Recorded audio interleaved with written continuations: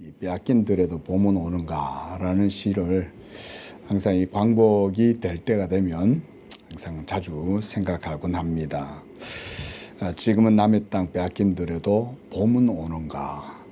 이 봄을 기다리는 그 시인의 마음, 당시 민족적인 그런 암울하고 고통스러웠던 그 상황 속에서 봄을 기다리는 시인의 마음을 많이 느끼게 됩니다.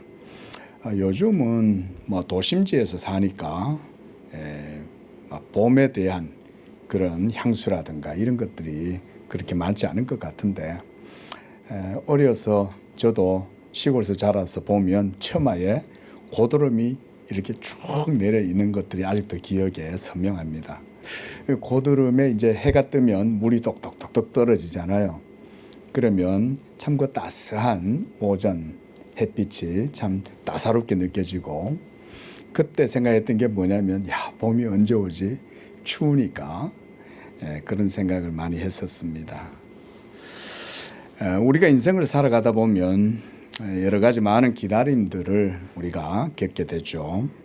오늘날과 달리 예전에는 서신으로 왕래하고 이렇게 할 땐 그리운 연인에게 편지를 보내고, 그러면 그 답장을 또 기다리는 연인의 마음도 있었죠.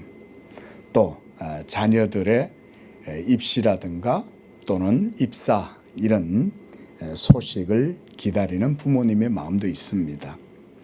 칠흑 같은 어둠 속에서 해방의 자유의 날을 기다리던 그런 기다림들. 여러분들도 나름대로 인생에서 여러 가지 기다림들이 있었을 것이라고 생각이 됩니다. 어린아이들이 크리스마스를 기다리듯이 또 병원에서 사랑하는 가족들이 수술을 받고 빨리 완치되기를 바라는 그런 마음들, 이런 마음. 오늘 본문 베드로후서 3장은 성도들의 저는 가장 위대한 기다림을 보여주는 그런 본문이라고 생각이 됩니다. 그것은 바로 주 예수 그리스도의 재림, 다시 오심, 그것에 대한 말씀입니다. 예수님께서 승천하시면서 하늘로 올라가실 때에 하늘을 계속 쳐다보면서 있으니까 옆에 있던 천사들이 그 제자들을 향해서 너희가 어찌하여 이렇게 서 있느냐, 주님께서 올라가신 그대로 다시 오실 것이다. 또한 예수님은 자신이 다시금 이 땅에 오실 것에 대해서 성경 여러 곳곳에서 말씀을 해주고 계셨습니다. 그런데 초대교회가 지나가고 100년이 지나고 200년이 지나도 이 사람들이 예수님이 오실 것 같지가 않은 거예요. 네로의 박해는 더 심해지고 갈리큘라의 박해가 더 심해지고 로마의 대박해가 약 300여 년의 기간 동안 계속해서 이어지는데도 예수님은 오시지 않는 것입니다. 그때 가장 성도들에게 위로가 되었던 말씀이 뭐냐면 바로 이 베드로 사도의 이 본문의 말씀입니다. 오늘 본문의 말씀을 보면 이 재림 그리고 종말, 마지막 날에 이루어지게 될 것에 대한 이런 내용들에 대해서 말씀하고 있습니다. 그런데 믿지 않는 자들은 그 봐라, 오신다고 하더니 언제 오시냐, 안 오시는 거 아니냐, 거짓말 아니냐 라고 하면서 점차점차 재림의 신앙을 잊어버리고 그저 오늘 하루 잘 먹고 잘 살면 되는 것이지 뭐 그렇게 오지도 않는 예수님을 기다린다고 그러고 있느냐 라면서 이런 불신앙들로 접어 들어갈 때 오늘 본문의 말씀은 오늘날 세상을 살아가는 우리에게도 동일한 교훈들을 준다고 봅니다. 시간이 지나도 예수님이 오지 않는 것처럼 느껴지는 것은 먼저 우리의 시간과 하나님의 시간이 다르기 때문입니다. 4절에서 사람들은 그 예수가 다시 온다고 했는데 어디 있냐 이렇게도 말씀하고, 또 9절에서도 보면 어떤 이들은 더디다고 생각한다 이렇게 말씀을 하고 있습니다. 그러나 8절에서 사도는 죽게는 하루가 천년 같고 천년이 하루 같다 이렇게 말씀을 하면서 이 한 가지를 잊지 마라 라고 말씀합니다. 시편 90편 4절에서 모세는 주의 목전에는 천년이 지나간 어제 같으며 밤의 한 순간 같을 뿐이다. 옛날 개역 한글 성경에서는 한 경점이다 이렇게 표현을 했어요. 그 경점이라는 말이 뭐냐면 밤에 옛날에 사극 같은 데 보면 이 궁을 돌아다니면서 보초를 서는 사람들이 있잖아요. 그럼 그때 딱 지나가면서 이제 이렇게 종을 툭툭 치면서 보초를 서는데 그 보초 서는 시간이 한 3시간 정도였다고 합니다. 그러면 그 3시간을 보초를 서보면 정말 힘들거든요. 우리 남성분들은 군대에서 보초를 서본 경험들이 있을 건데 저도 보초를 서봤어요. 저 경기도 가평에서 군 생활을 했는데 특히 겨울이 되면 정말 힘들어요. 제가 군 생활할 때는 이중문이었는데도 안에 막 문이 얼어요. 안쪽 문까지 다 어는 정도로. 그게 얼마나 춥겠어요. 그런 추운데 나가서 1시간 반을 저도 보초를 서봤습니다. 그러면 다음 순번 오기를 엄청 기다리거든요. 빨리 이 추위 끝나고 내후반에 들어가서 따뜻한 배치가입해서 몸을 녹이고 잠 좀 잤으면 좋겠다. 그랬던 기억들이 있습니다. 그 시간, 그걸 우리는 엄청 길다고 생각하잖아요. 근데 하나님 앞에서는 그게 바로 우리의 인생의 날과 같다는 거예요. 우리 온 일생의 시간이 보초가 그 자기 시간이 끝나기를 기다리는 그 간절한 기다림 속에 살았던 그 일생의 시간이 하나님께는 천년과 같고 또 우리의 그 온 일생이 하나님 앞에서는 한 점과 같다. 이렇게 말씀을 하는 거죠. 하나님은 영원 가운데 계십니다. 그래서 하나님께는 시간과 공간에 제약이 없으세요. 늘 제가 말씀드리지만 우리 사람의 시간관과 우리 사람의 역사관으로는 우리가 하나님을 알 수가 없죠. 그런데 그렇게 오늘 본문 말씀처럼 주의 목전에는 천년이 지나간 어제 같고 밤의 한 경점과 같다. 사도 베드로는 바로 이것을 인용해서 주께는 천년이 하루 같고 하루가 천년 같다는 이 사실을 잊지 말라 이렇게 말씀을 합니다.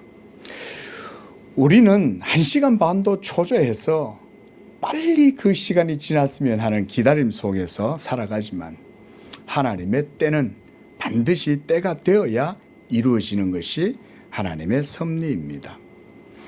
태아가 어머니 뱃속에서 자라는 시간을 잠시 한번 생각해 보세요. 아기는 어머니 태중에서 왜 이렇게 오래 걸리는가 라고 말할 수 없지만 부모는 그 때를 알고 있습니다. 아직 때가 되지 않은 것이죠. 마찬가지로 하나님께서 그리스도의 재림을 이와 같이 오랫동안 지난 2000년 역사 동안 미뤄 놓으시는 것은 아직 하나님의 구속의 때가 완전하게 이르지 않았기 때문에 그렇습니다. 전도서 3장 1절에 보면 천하의 범사가 기한이 있고 목적이 이룰 때가 있다. 또 3장 17절에서는 의인과 악인을 하나님이 심판하시리니 모든 목적과 모든 일이 이룰 때가 있음이라 이렇게 말씀했습니다. 이와 같이 오늘 본문 4절과 9절에서처럼 주님이 약속을 지체하신다거나 이런 것들은 우리 사람들의 생각일 뿐입니다. 하지만 사도는 말합니다. 주께서는 9절에 아무도 멸망하지 아니하고 다 회개에 이르기를 원하신다. 이것이 하나님의 뜻이요. 저는 이것이 하나님의 섭리라고 생각을 합니다. 히브리서 10장 37절에 보면 잠깐 후면 오실 이가 오시리니 지체하지 아니하리라 이렇게 말씀해요. 저희 어린이가 이제 가끔 그런 얘기를 하더라고요. 평생 밥을 먹고 살아가니까 어떻게 평생 밥을 먹냐. 한 번은 그런 말을 해서 웃었던 적이 있습니다. 우리가 인생을 살아가다 보면 우리에게 주어진 이 시간이 때로는 따분하고 어떨 때는 무의미해서 이게 언제 지나가나 이런 생각이 들 때도 있지만, 연세 드신 우리 권사님이나 집사님이나 한번 여쭤보면 뒤돌아보면 어떻습니까? 한순간이죠, 그죠? 한순간. 그게 우리의 사실은 허무한 시간관이에요. 우리는 돌아놓고 보면 금방이에요. 살아갈 때는 왜 이렇게 시간이 안 가는 것 같냐? 왜 이렇게 지루하고 따분하냐? 계속 어떻게 이렇게 살아가나 싶지만 되돌아놓고 보면 정말 시간은 마치 지나간 밤에 꾸었던 꿈과 같이 정말 그렇게 사라져 버리는 것이죠. 근데 여러분, 하나님의 영원성은 그렇지 않습니다. 많은 사람들이 착각하는 게 뭐냐면 이 종말론에서 특히 이 마지막 때 종말론 이런 얘기하면 사람들이 대부분 다 사람의 시간관과 사람의 역사관으로 생각하기 때문에 이게 오래 걸리고 지루하다고 생각이 되는 거예요.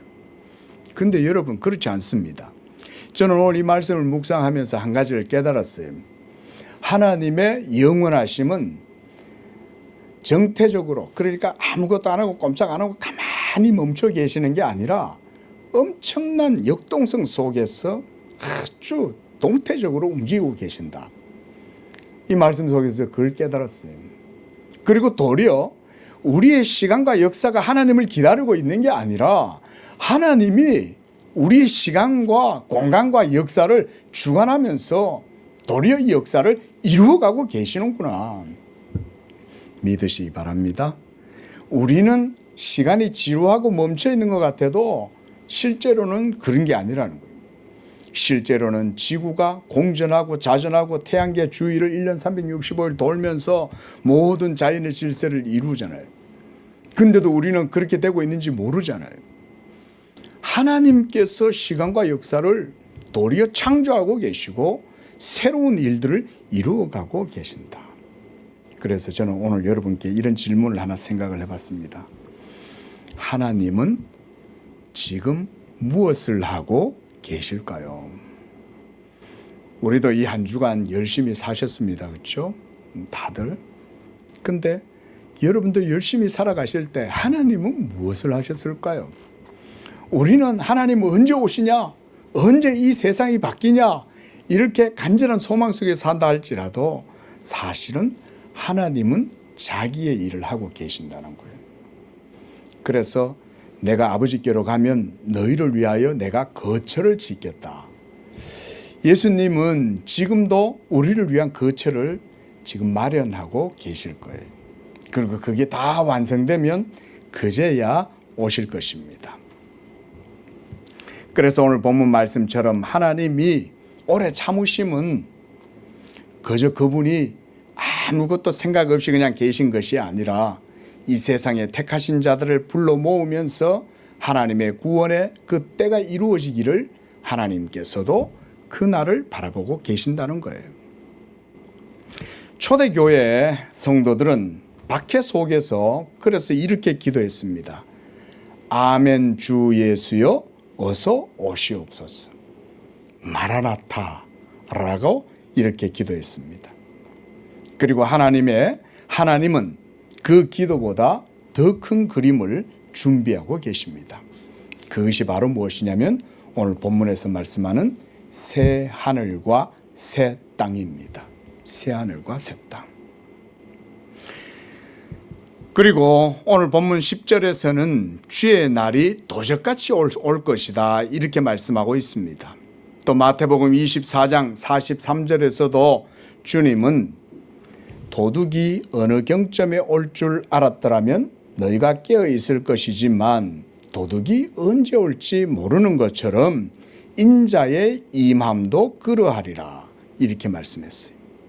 또 데살로니가 5장 2절에서도 주의 날이 밤에 도적같이 이르게 되리라. 그러니까 성도들이 너무 우리의 현실, 시간, 상황 속에 매여 가지고 살다 보면 이 하나님의 영원한 카이로스의 시간관을 잊어버릴 때가 있는 거예요. 그리고 하나님이 모든 순간과 모든 역사를 지금 창조하고 계신다는 사실을 때때로 우리는 잊어버리는 거예요. 그거보다 더 나아가면 어떤 일이 벌어지냐면 내가 열심히 달리면 밑에 있는 이 러닝 벨트가 도는 것처럼 착각을 한다 이거죠. 여러분, 내가 막 러닝 벨트 위에서 막 뛰어가지고 러닝 머신이 도는 건 아니잖아요. 러닝 머신이 돌아가는 거죠. 그러면 내가 거기서 뛰는 거예요. 우리가 열심히 산다고 해서 지구가 돌아가는 것은 아니죠. 지구가 돌아가니까 우리가 열심히 사는 거죠. 때때로 우리는 이런 우리의 시간관에 매여서 하나님의 시간을 착각하는 경우가 많아요. 그러다 보면 하나님의 하시는 말씀도 이게 정말일까? 이렇게 의심이 들기 시작하는 거예요. 예수님이 진짜 올까? 2000년 지났잖아. 2000년 지났으면 이제 볼장 다 본 거 아닌가? 이런 생각도 드는 것이죠. 그때 오늘 이 사도의 말씀을 기억하라는 거예요. 잊지 마라. 하나님한테는 시간이 없다. 하나님에게 있어서는 모든 순간이 영원하고 우리의 천년이 하나님께는 지나간 밤에 1시간 정도밖에 안 된다. 그런 말씀을 하는 거죠. 또한 그뿐 아닙니다. 오늘 본문을 보면 사도는 10절 하반절에 보면 그날에는 하늘이 큰 소리로 떠나가고 물질이 뜨거운 불에 풀어지고 땅과 그 중에 있는 모든 일이 드러나게 될 것에 대해서도 말씀해요. 이건 뭐냐면 하나님의 말씀의 심판의 역사를 말합니다. 그런데 여기서 보면 뜨겁다 이런 표현이 있습니다. 요즘 이상 고온 때문에 전 지구가 지금 야단이 났죠. 예. 그리고 하늘이 12절을 보면 불에 타서 풀어지고 물질이 뜨거운 불에 녹아진다. 예. 저는 뭐 여러분들께 세기말적 종말론을 여러분들한테 막 이렇게 강조하거나 그럴 생각이 전혀 없습니다. 오늘 이 설교를 준비하면서 제가 그런 생각이 들었습니다. 벌써 오래됐어요. 한 20여 년도 더 됐습니다. 20여 년도 더 전에 저희 이제 돌아가신 저희 어머니랑 저 강원도에 있는 어떤 한 기도원에 기도를 하러 한번 갔었어요. 그 조용히 이제 휴가를 맞아서 기도를 하러 갔는데 때마침 거기서 어머니의 지인을 한 분 만났어요. 그런데 이분이 저희 어머니를 보더니 아주 반갑게 맞으면서 아이고 권사님 안녕하세요 이러면서 이제 서로 인사를 하다가 그러는 거예요. 아니 지금 때가 어느 때인데 그러고 있냐? 요 와라는 거예요. 기도원에 오라는 거예요. 그래서 저희 어머니가 아니 지금이 어떤 때인데 그걸 기도원에 오라는 거야 이랬더니 지금 세상 다 망하게 생겼는데 그 밖에서 그러고 있냐? 요 기도원에 와가지고 살아야지. 그래서 저희 어머니가 아니 지금 그럴 때일수록 열심히 살아야지 뭘 기도원에 오라고 그래. 예. 여러분 그렇게 잘못된 종말관에 취하면요 삶이 다 파괴가 됩니다. 그리고 정상적 삶을 못 삽니다. 그리고 종말론적인 어떤 세기말적 두려움 속에서 살다 보면 마치 시한부 종말론과 같은 그런 것에 빠져가지고 삶이 파탄이 나버려요. 여러분 저는 오늘 본문 말씀을 여러분들이 전하면서도 이런 바른 종말의 신앙도 우리가 좀 가질 것을 말씀을 드리려고 합니다. 오늘 본문을 보면 새 하늘과 새 땅이 이루어지기 전에 이루어지게 될 일들을 얘기하는 거예요. 그게 바로 뭐냐면 7절에서도 그 말씀하죠. 이제 하늘과 땅은 그 동일한 말씀으로 불사르기 위해 보호하신 바 되었다. 그러니까 지금 이 세상에 있는 모든 것들은 하나님의 심판의 때가 될 때까지 잠깐 하나님이 그냥 유지시켜 놓는 거예요. 유지. 그리고 그 가운데 하나님은 자기의 일을 이루어 나가시는 거예요. 그리고 하나님의 섭리가 다 이루어지면 이 땅은 마지막 날 이제 이와 같이 뜨거운 불에 풀어지고 그래서 하늘이 큰 소리로 떠나가고 그래서 녹아진다. 이런 표현들을 하고 있는 것입니다. 이게 바로 말씀의 능력입니다. 천지 만물을 창조하신 하나님의 말씀의 능력이 이제 이 모든 세계 가운데에서 모든 사망과 죄와 모든 저주를 빼내시는 거예요.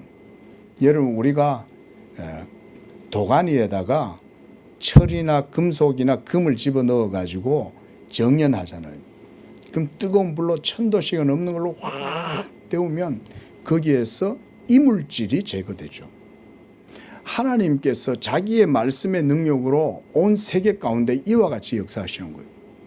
하나님의 말씀의 권능이 임하면 이 역사 속에 우리의 모든 시공간 속에 있는 죄와 저주와 이 모든 사망의 세력들이 그 불의 말미암아 다 풀어지고 깨어져 나가는 거예요. 그 다음에 뭐가 이루어지냐면 새하늘과 새 땅이 이루어진다는 거예요. 이것이 오늘 본문에서 말씀하고 있는 것입니다. 그래서 이것은 단순한 파괴가 아니에요.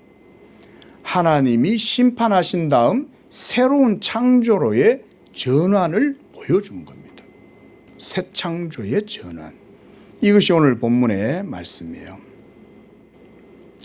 그러므로 10절 말씀처럼 주의 날이 도둑같이 오리니 11절에 이 모든 것이 이렇게 풀어진다. 모든 죄와 사망과 저주가 제거되고 하나님의 영원한 생명과 하나님의 빛과 하나님의 기쁨, 그것이 충만하게 임하게 되는 그 새하늘과 새 땅이 이루어지게 될 때 바로 이런 날이 분명히 오게 될 것이다. 여러분, 노아의 홍수가 이루어지게 될 때 사람들이 그 당시에 지구상의 좋기 창조론자들의 추산에 의하면 아마 오늘날과 비슷한 숫자가 아니었을까 이렇게 추산을 하는 분들도 있더라고요. 그러니까 최소 몇십억은 지구상에 살고 있었던 거예요. 그 정도로 번성했던 거예요. 그런데 그때 당시에 하나님께서 이 세상을 심판하실 때 노아와 그의 가족들만 구원하신 거죠. 그래서 오늘 우리가 읽진 않았지만 6절에 보면 이로 말미암아 그때 세상은 물이 넘침으로 멸망하였다. 바로 노아의 홍수 심판을 말씀하고 있는 거죠. 이 홍수 심판이 이루어지게 될 때 사람들은 심판이 있을 거다, 세상이 멸망할 것이다 생각했을까요? 전혀 그런 생각하지 않았죠. 그저 자기들이 살아가는 삶이 영원할 거라고 생각을 하는 거예요. 요즘 정말 이상기후 문제가 심각한 것 같습니다. 바로 이 이웃나라 중국, 얼마 전에 뉴스에 보니까 또 그저께는 파키스탄에 엄청난 폭우가 내려가지고 우리나라도 올여름에 지금 경남인가요? 한평인가 합천인가 그쪽에서 물난리가 나는 것을 제가 방송에서 본 적이 있어요. 그런데요, 그걸 찍은 영상을 제가 봤는데 10분 만에 물이 이만큼 차오른 거예요. 10분 만에. 여러분, 저도 뭐 오래 산 건 아니라도 한 번도 그런 건 본 적이 없어요. 10분 만에 그렇게 물이 차오르는. 제가 너무 놀랐어요. 그 방송을, 그 촬영을 하신 분이 차 안에 앉아가지고 찍는데 물이 그냥 훅 불어나는 게 보이는 거예요. 그 파키스탄이나 중국 같은 데서 물난리를 그렇게 겪는데 여러분, 그 정도 겪으면 우리가 노아의 홍수 정도는 이제 떠올릴 수 있죠. 노아의 홍수 때는 40주 40야 40주간 동안 하늘에 문이 열렸다 그랬으니까 우리 1시간에 150mm, 200mm 내린 것은 비교가 안 될 정도로 많이 내린 거예요. 그 정도의 물이 확 내리면 뭐 한 마을 하나가 그냥 흙더미에 다 덮여버리잖아요. 그런 걸 보면 우리가 노아의 홍수 정도는 약간 상상이 되죠, 그죠? 조금은. 근데 마지막 심판은 그 정도가 아니라는 것입니다. 하나님께서 이 세상을 더 이상 물로 심판하시는 것이 아니라 마지막 날에는 불로 심판하실 때 이 불의 세력이 온 세상 가운데 있는 죄와 사망과 저주를 싹 다 태워서 없애는 거예요. 그래서 예수님께서 하시는 일이 뭐냐면 지면을 새롭게 하시는 일을 하시는 거예요. 지면을 새롭게 하신다는 것은 뭐냐면 죄를 이 세상 가운데에서 제거한다 이 말이에요. 여러분, 죄가 제거되면 생명이 임하는 겁니다. 죄가 없어지면 하나님의 형벌이 없어지고 사망이 없어집니다. 사망의 원인은 죄 때문이잖아요. 그런데 하나님께서 예수 그리스도의 말씀으로 말미암아 이 죄를 제거하시는 사역을 하시는 거예요. 그리고 마지막 날 예수님이 재림하실 때에는 이 땅 가운데 있는 모든 사망과 모든 죄와 모든 저주를 모조리 다 제거하신다. 그래서 오늘 사도는 바로 이런 마지막 때를 바라보면서 우리가 거룩과 경건함으로 살아야 한다. 이렇게 11절에 말씀합니다. 이 모든 것이 이렇게 풀어지리니 너희가 어떠한 사람이 되어야 마땅하냐. 주의 날을 바라보면서 거룩한 행실과 경건함으로 하나님의 날이 임하기를 바라보고 간절히 사모하라. 간절히 사모 됩니까? 세상이 너무 편하신 거 아니에요? 세상이 너무 즐거운 거 아니에요? 예? 세상이 여러분들을 너무 안락하게 하고 너무 마음을 편안하게 해주는 거 아닙니까? 예. 그러나 여러분, 이 모든 것들이 다 풀어지고 불에 다 태워져서 없어진다. 없어진다는 말은 죄와 사망이 제거된다 이런 말입니다. 죄와 사망이 제거되고 하나님의 영광이 이루어지게 되는 그 특성에 맞게 재조합된다. 이게 바로 새 창조예요. 새 창조. 종말의 신앙은 그래서 단순히 언젠가는 오게 될 거야 이런 것이 아니에요. 지금 당장이에요. 지금 당장. 왜냐하면 지금 하나님의 말씀이 역사하고 있고 하나님이 역사를 창조하고 계시고 하나님이 새하늘과 새 땅을 지금도 만들어가고 계시기 때문에 언젠가는 이루어질 거다라는 식의 텐션은 잘못됐다.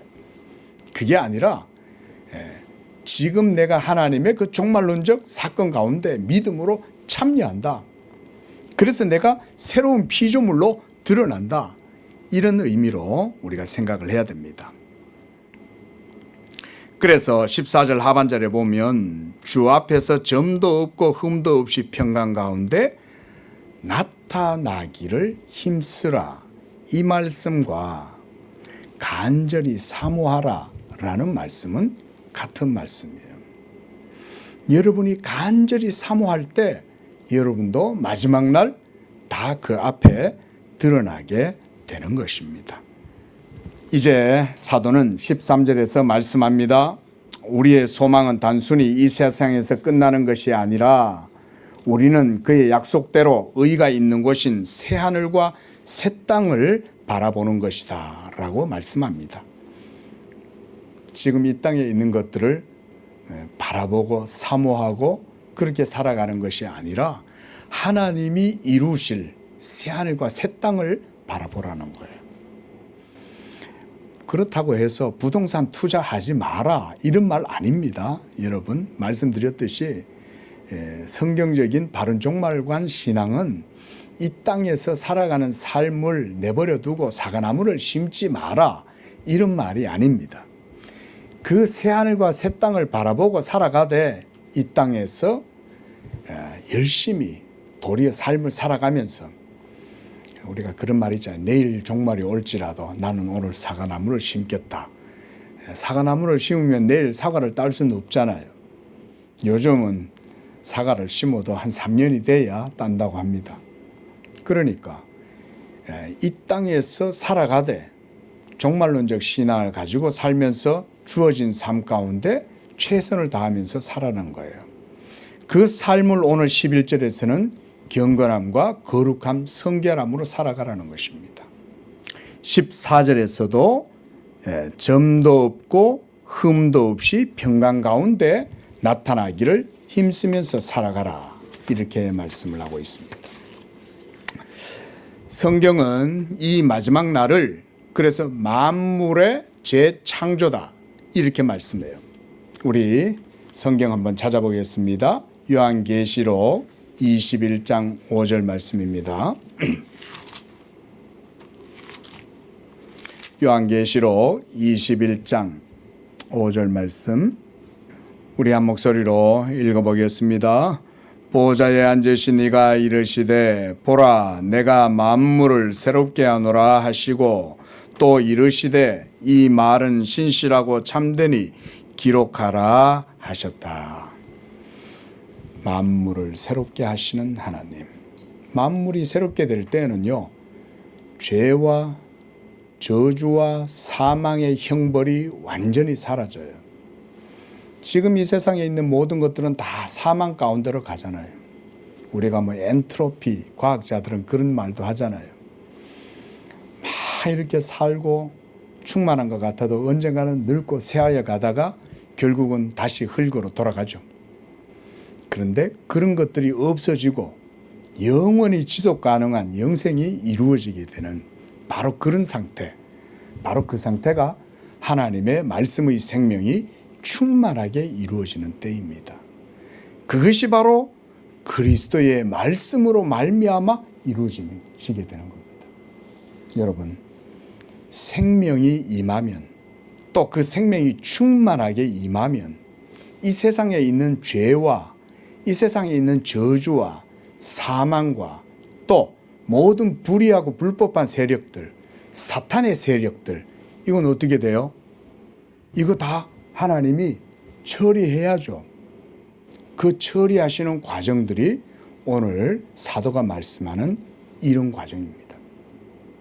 하나님이 그리스도의 말씀의 혁혁관, 그 임재와 그 권능과 그 능력, 영광으로 모든 죄와 사망과 저주들을 이 땅 가운데서 제거할 때 하늘은 뜨거운 불에서 풀어지고 그리고 난 다음에 새하늘과 새 땅이 이 땅 가운데서 이루어지게 되는 이것이 우리가 방금 읽었던 내가 만물을 새롭게 하노라 라고 하신 바로 그리스도의 말씀입니다. 오늘 우리가 읽었던 이 본문의 말씀은 종말의 시대를 우리가 살아가면서 어떤 신앙과 삶을 살아야 하는가에 대해서 말씀해 주고 있습니다. 정리를 해보면 우리는 이 세대 가운데 마음을 두지 말고 장차 새하늘과 새 땅을 간절히 사모하면서 그 하나님의 이루실 일들을 바라보는 가운데 삶을 살아라는 것입니다. 또 하나는 여러분들이 하나님의 시간을 항상 잊지 말고 기억하라는 것입니다. 우리는 우리의 삶과 시간에 매여서 때로는 하나님의 하시는 일과 하나님의 시간을 잊어버릴 때가 많아요. 그러나 그때마다 우리가 기억해야 될 것은 하나님이 모든 일들을 다 하고 계신다. 우리가 하는 것 같지만 하나님의 역사하심 속에서 모든 일들이 이루어진다. 그리고 우리가 지금 새하늘과 새 땅을 바라보고 있는 이 모든 삶의 순간들은 헛된 시간이 아니라는 것입니다. 도리어 우리는 이 주님이 주시는 기회, 회개할 기회, 복음을 전할 기회, 하나님의 나라를 맞이할 기회, 슬기로운 다섯 처녀처럼 오실 신랑 되신 예수님을 기다리는 그런 기회의 시간입니다. 이런 시간 속에서 여러분들에게 주어진 시간이 바로 그런 때라는 것을 기억하시면서 늘 거룩과 경건으로 준비하실 수 있기를 바랍니다. 이것이 바로 오늘 본문에서 말씀하는 종말의 신앙을 살아가는 성도들의 삶입니다. 새하늘과 새 땅은 반드시 이루어집니다. 여러분들이 이 땅에서 살아가실 때에 열심히 살아가십시오. 그러나 그것은 이 땅을 위한 것이 아니라 새하늘과 새 땅, 바로 그 참된 소망이 이루어지는 그 나라를 여러분들이 바라보시면서 삶을 살아가시라는 것입니다. 그래서 주님이 말씀하신 것처럼 보라 내가 속히 오리라, 이 말씀이 결코 지체하지 아니하고 더디지 아니하고 반드시 이루어지게 된다는 사실을 믿으시고 이 한 주도 주님의 은혜 안에서 그런 종말론적 긴장감 속에서도 복된 삶을 살아가시기를 주님의 이름으로 축원을 드립니다. 기도하겠습니다. 거룩하고 자비로우신 하나님 아버지, 종말의 시대를 살아가는 우리 성도들에게 시대를 분별할 수 있는 지혜와 믿음의 눈을 허락하여 주시옵소서. 우리는 열심히 살아가지만 하나님도 하나님의 일을 하고 계신다는 사실을 우리가 늘 기억하면서 성경에서 말씀하신 바 만물을 새롭게 하며 새하늘과 새 땅을 창조하리라고 하신 주님의 말씀대로 우리가 그날을 바라보며 간절히 사모하는 그런 성도들이 되게 하시고, 주의 날이 완전히 이루어지게 될 때에 그 주님의 불의 심판 앞에서도 평안하게 드러나고 안전하게 드러나게 되는 그런 우리 양재교회 성도들의 삶이 되도록 축복하여 주시옵소서. 그래서 이 세대 가운데 잠들지 아니하고 영적으로 깨어서 다시 오실 신랑 되신 예수님을 기다리는 슬기로운 다섯 처녀처럼 늘 기름등불 준비하고 이 종말의 신앙으로 살아갈 수 있는 그런 우리 깨어있는 성도들 다 되도록 축복하여 주시옵소서. 예수님의 이름으로 기도합니다. 아멘.